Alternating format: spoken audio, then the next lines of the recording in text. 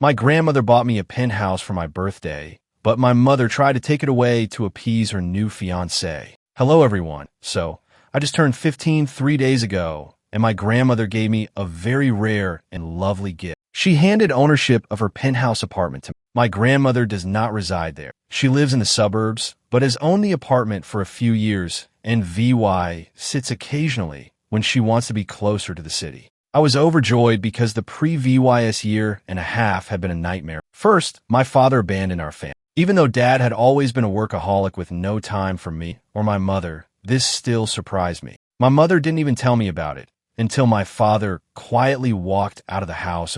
Apparently, by the time they told me about it, they had already filed for divorce, and my parents had decided that they couldn't live together any longer because my father was simply too burdened. I don't know what overwhelmed him. He did not even say goodbye to me in person. He texted me one more time after he moved out, telling me to be fine. That was it. I didn't see him after that, and my parents eventually separated because our state does not have a significant waiting time. My mother was able to maintain the house and have complete custody of my brother and me. My dad had VY sighting rights, but he hasn't used them yet, so I'm not sure what's going on. As if that wasn't awful enough, my mother informed me around 2 months ago that she had been dating this guy. Let's call him Darwin, for about 3 months. They were in love, and she didn't want to waste time because she was getting older, so they got engaged. I barely had time to grasp the fact that my mother was seeing someone new. During the same conversation, she told me she was engaged and that this person would be my stepfather. It was a lot to take in, and I was disappointed since I thought 5 months was insufficient time to learn about her fiancé, but she said I didn't need to worry about it. She introduced me to him 2 weeks later, and he appeared quite closed off and aloof with me. However, he acted completely differently with my brother and was very playful with me. At the time, I assumed it was because my brother was just 4 years old, making it simpler play with him, but a few weeks later my mother said something that radically altered my opinion of both. My mother asked me to sit down with her 2 weeks ago and told me that the reason she and her fiancé got engaged so quickly was because he'd been offered a really wonderful position and was going to accept it. However, in order to do so, they would need to relocate and live outside of the state. They meant to leave me here with my grandmother, since my mother did not believe I would want to leave everything behind with. I told her that if it meant staying with her, I would be willing to move away because I had pre-VY-usly experienced my father walking out on me and did not want to go through the same with my mother. However, she attempted to persuade me that it was a poor choice because my school friends and happiness were all present. Nevertheless, I insisted on accompanying her. Eventually, she revealed the true reason. Darwin only wanted my younger brother to accompany them because he was still young and could develop a relationship. She said I was too old and Darwin would never consider me his daughter. He didn't like the idea that I thought 5 months was too soon for them to get engaged, and he felt I was mentally trapped in the past when my parents were still married. My mother believed this as well,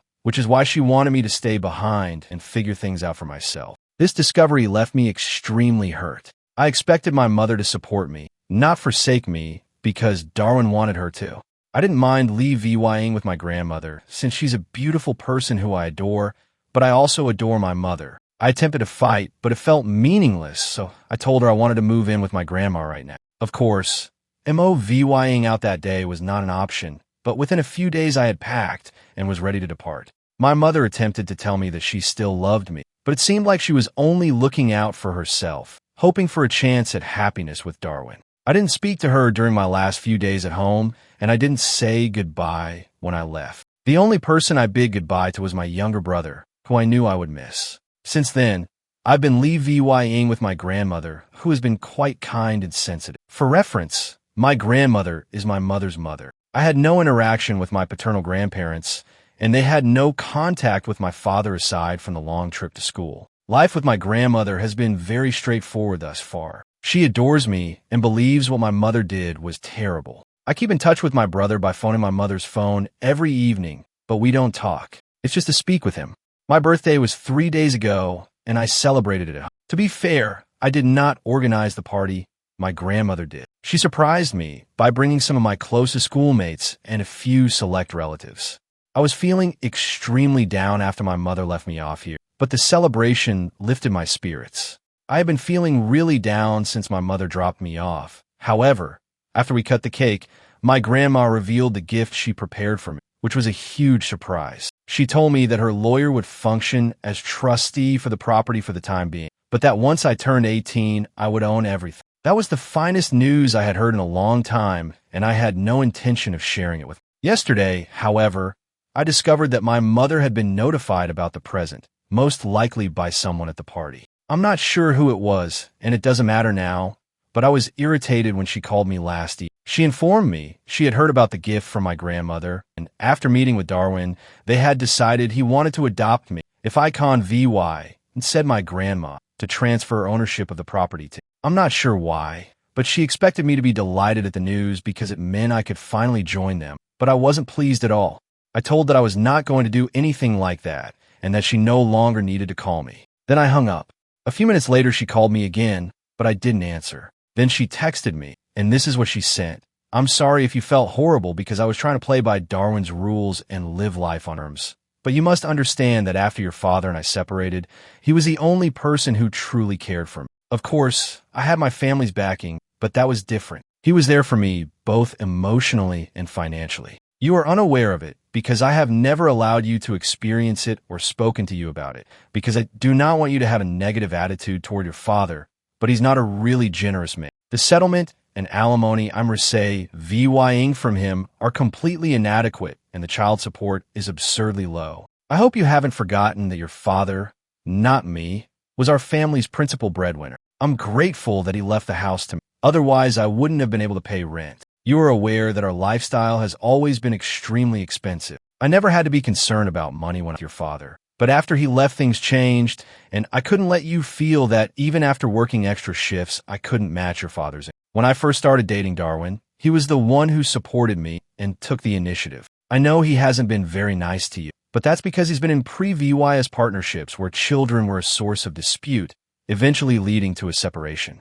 We have to consider his trauma as well. I knew my mother would take excellent care of you, so I felt comfortable VYing you with. It's not as if I abandoned you. You were VYing with your grandma, and you knew she would never make you feel alone. I only wish you could consider my happiness now that I've arranged for you to join us.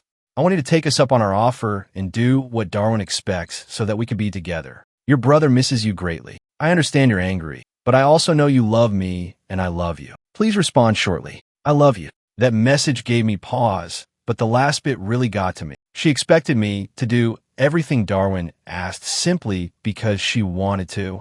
It was stupid, entitled, and ineffective. I believe my mother had lost her uniqueness. So while the letter initially comforted me, it gradually left a bitter taste in my mouth. After half an hour, I told her that I would not do whatever Darwin had asked of me, and that she may leave with him and leave me with my grandma, as she had planned. I had nothing else to say to her, because frankly her VY was disappointing. When I asked my grandmother about it, she said that no matter what happens, she will not transfer title of the land to Darwin, since she hardly knows him and does not trust him. She was confident that he would simply sell the apartment and leave me with nothing. So in some ways, I'm glad I didn't accept my mother's request. However, my mother would not take no for an answer. This morning, she arrived at my grandmother's house with my brother. Fortunately, I was at school when she stopped by. When I arrived home and spotted her in the VYing room, my grandmother wasted no time in explaining the reason for my mother's VY sit. My grandmother informed me that she had come to talk to me in person about the proposition she had made last night, which I had usly neglected. I explained that I had not ignored anything. I responded to my mother's message and was quite clear about what I wanted. I wanted her to stick to her original plan because I was not going to persuade my grandma to transfer the land to Darwin. We didn't trust him. I made my position plain, so I didn't see why she was still puzzled. I was rude and had a strong tone, but can you blame me? Anyway, my mother began crying and stated that she was simply trying to make everyone happy, but no matter how hard she tried, it didn't. I was upset because she was crying when it should have been me. After all, I was the one being treated poorly by both of my parents. I told her to cut it out, and she had it absolutely backward. She wasn't trying to make everyone happy. She was just trying to make herself happy and expecting everyone else to go out of their way to accommodate her. Perhaps everyone else was willing to do so, but not me. I had a life ahead of me, and I wasn't going to waste it by racing after her to make sure she was okay. That took her by surprise, and she quickly departed. Later, I noticed she had blocked me, and I now feel horrible about what I said. So I'd like to ask, am I a jerk, AITA, for telling my mother that she was selfish and just concerned with her own happiness? Update 1. Hello everyone. Before I begin, I'd like to thank everyone who commented on my first post. It truly opened my eyes. There are other aspects I hadn't considered previously. It hadn't occurred to me that my mother's relationship with Darwin may have existed before the divorce. She may just be telling us about it now, because it's simpler and more convenient for her now that the divorce has been finalized and we'd have no idea. Honestly, I hadn't considered it since I couldn't see my mother as a cheater, but now I'm really not sure. She might be for all I know. Anyway, it's none of my concern because she's made it clear she doesn't want anything to do. The only issue is that I can no longer communicate with my brother, and I miss him. He and I always got along well, and I hate to think that he could be Darwin's child, as many of you have suggested. I'm trying not to think about it, but now that people are discussing it, it's difficult for me to ignore. I genuinely want to know the truth, but I'm terrified. Since I wrote that post, I've had several lengthy discussions with my grandma about these possibilities. While we haven't been able to reach any conclusions regarding the truth, it's gotten increasingly difficult for us to think of my mother in the same manner. I believe that talking to my father about this would provide to us with some insight, but I am not sure if he would want to discuss it with us. My mother paid us a visit 4 days ago, and we haven't spoken to her since.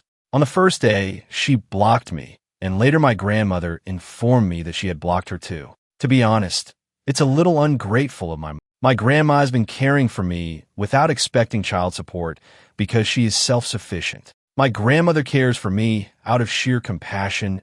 I can't picture somebody giving up their retirement to care for their grandchildren, but that's precisely what my grandmother is doing. I believe my mother should have been grateful, but instead said she blocked her. There are so many things I'm angry about with my mother, and I still have so many unanswered questions. I'm simply hoping that everything will come out in the open. Update 2. Hello everyone. So this is going to be a long update because my father paid me a visit this evening. Apparently, my grandma called him, but she hadn't told me since she wasn't sure whether he would come and didn't want to raise my expectations. Anyway, he did pay a visit, and as soon as he learned that my mother was engaged to Darwin, there were a lot of revelations I'm still processing, but I'll attempt to discuss them. I was astonished to see him and even more surprised when he hugged me and apologized for everything. He eventually sat down with me and my grandmother and told us everything he knew. He informed me that he and my mother had fallen out of love a long time ago, but they stayed together for my happiness because they didn't want to split up the family and put me through the pain of growing up in a broken house. Then around 3 years ago, my father began an affair with a coworker. He wanted to inform my mother about it, but lacked the confidence to do so. She discovered out on her own approximately a year ago, filed for divorce. She promised him she would keep quiet about it as long as he stayed away from us. She laid forth a number of requirements, including leaving the house fully to her, giving her full custody, and promising not to visit us until she gave her permission. She also requested a large payout, alimony, and child support, and he agreed to all of them. The only thing he requested in exchange was that she keep his affair a secret and never tell me, as he didn't want me to despise him or regard him as a cheater. So far, she has upheld her half of the bargain, but at the expense of my connection with him. He also apologized for always being a workaholic and not doing more to foster a relationship with him. In his defense, my mother always demanded more, so Dad was compelled to work all the time. He couldn't afford the lifestyle she craved unless he worked around the clock. He told me it wasn't an excuse, but he wanted me to understand that it wasn't all his fault. I understand, yet it is still tough for me to accept. Anyway, he explained why he broke his pledge to my mother and came to see me without first asking her. In the note she left for him, my grandma mentioned Darwin's name and inquired if my father knew it. This is why he raced over. Apparently, he knew not just Darwin, but also what kind of guy he was. He arrived to warn us about him. My mother, father, and Darwin were all in the same social group in college. My parents had been together, but Darwin had a crush on my mother. They had all gone out drinking the night before graduation, and Darwin told my mother about his sentiment. My mother was with my father at the time, so she turned down his advances, but she didn't inform him until 2 weeks later. Then she informed him she was unsure about her feelings, so they took a break. My father informed me that they had been on break for over 2 months.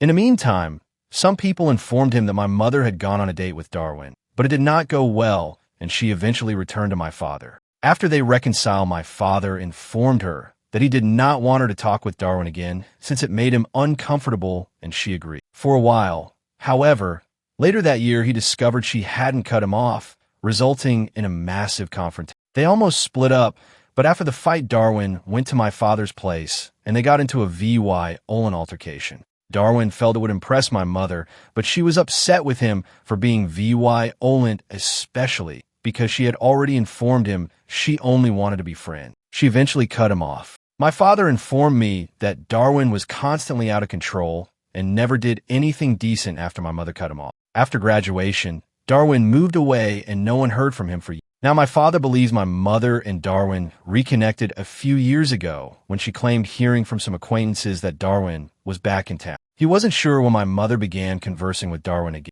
but if they were engaged, it meant she had been cheating on him, nullifying all of the conditions she had established during the divorce.